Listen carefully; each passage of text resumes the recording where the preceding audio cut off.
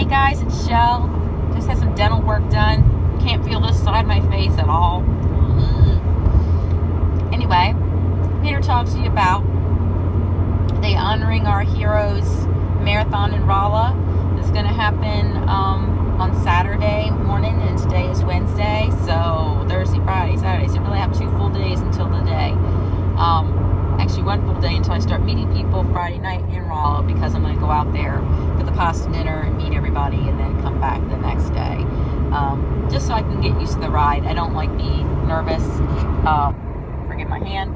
I don't like being nervous in the morning time before a race or run. So I'm going to be doing the full marathon, the 26.2 miles, and there is a call for rain. So I'm really freaking, because even just doing a 5K in rain, cold rain, is miserable. And since we're talking 26 miles in the rain. So yeah, we got that going on. So prayers from everybody that God gets the rain out of his system in that area prior to the race, and then you can come afterwards. That's fine. But just keep it dry for me for the majority of the time, because that's going to be more comfortable for me. Sometimes it's a little bit rough. It's always rough. That's a long run.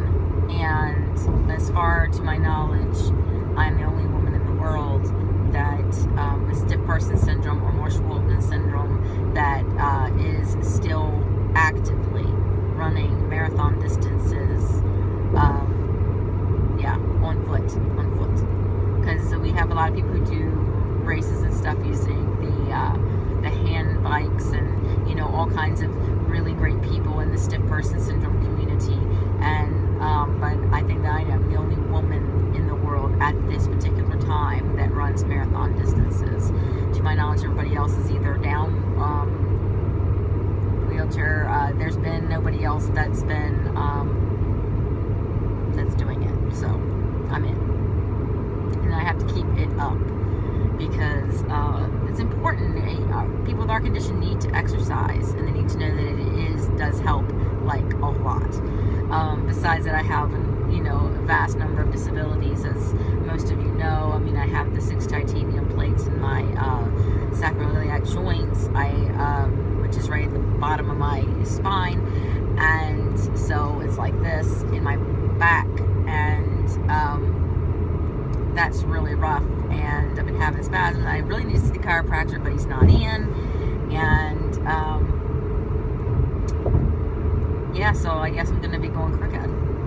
I don't want to get chiropractic tomorrow because that's too close to the race. I won't be not inflamed. So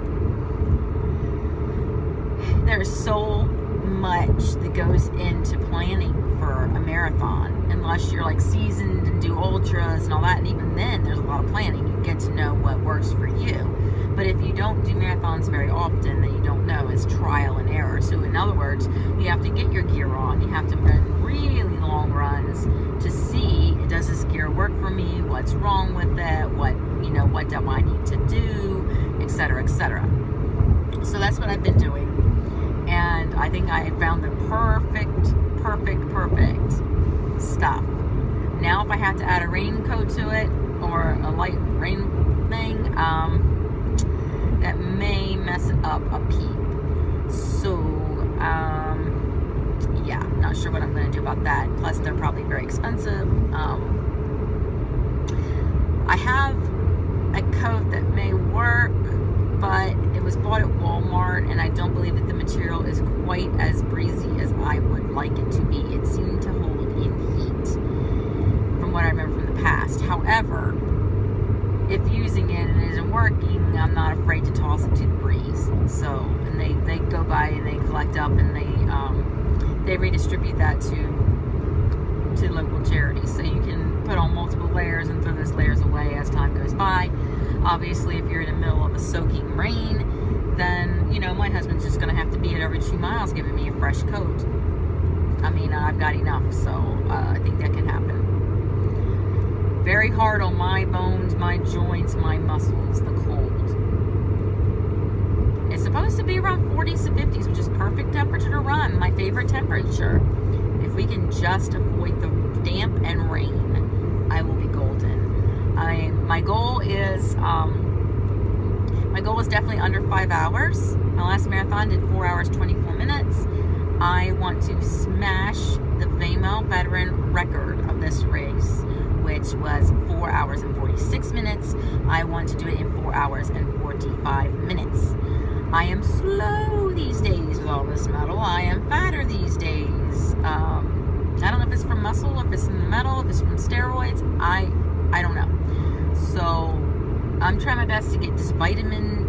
You know, I've got my Juice Plus going. I've got regular vitamins going. I've got iron going, magnesium going. I mean, I am like loading myself down with protein, with, you know, just getting myself fueled for this.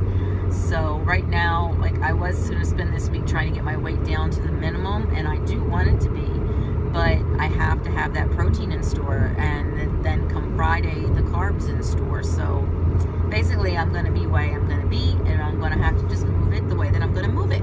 And the weather's going to be what the weather's going to be. But I am so excited to be honoring the other veterans, including my husband, doing this run, and myself being a veteran, and just thanking God for the ability to be able to do any running whatsoever. Even one step is a blessing.